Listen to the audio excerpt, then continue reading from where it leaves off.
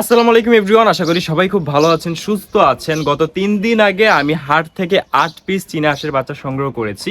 চীনা হাঁসের বাচ্চাগুলো সংগ্রহ করার পর থেকেই শুরু হয়েছে বৃষ্টির ঝামেলা, যার কারণে আমরা আমাদের চীনা হাঁসের বাচ্চাগুলোকে তাপ দেওয়ার জন্য একটা ব্রুডিং এর ঘর তৈরি করছি। ওইটা দেখাবো আজকে এবং চীনা হাঁসের বাচ্চাগুলো আপনাদেরকে দেখাবো।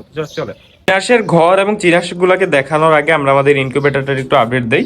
আমাদের ইনকিউবেটরে আমরা কোয়েল পাখির ডিম দিয়েছিলাম প্রথমে 20টার মতন।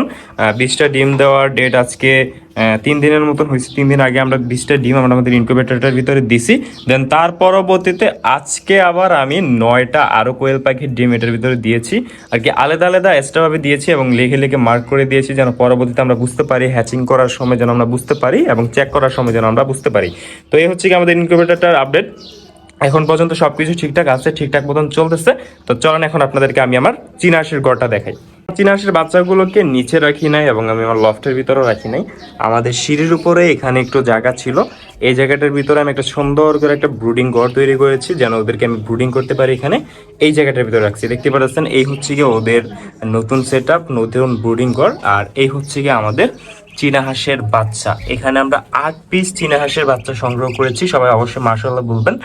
এই হচ্ছে গিয়ে আমাদের নতুন 8 পিস চীনা হাঁসের বাচ্চা।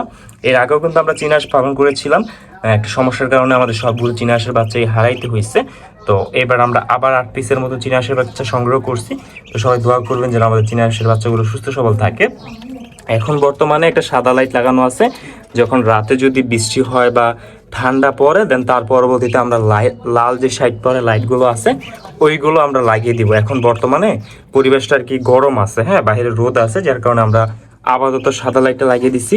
এই সাদা লাইটটা লাগানোর কারণ হচ্ছে এই জায়গাটার ভিতরে অন্ধকার থাকে যেন ওরা খাবার এবং পানি ঠিকঠাক মতন খেতে পারে।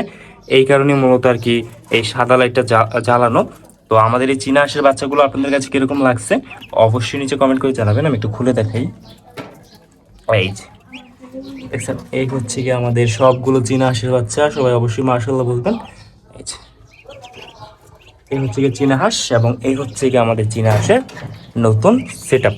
তো আজকের ভিডিও ছিল এ পর্যন্তই। সবাই ভালো থাকবেন, সুস্থ থাকবেন, দেখা হবে নেক্সট ভিডিওতে।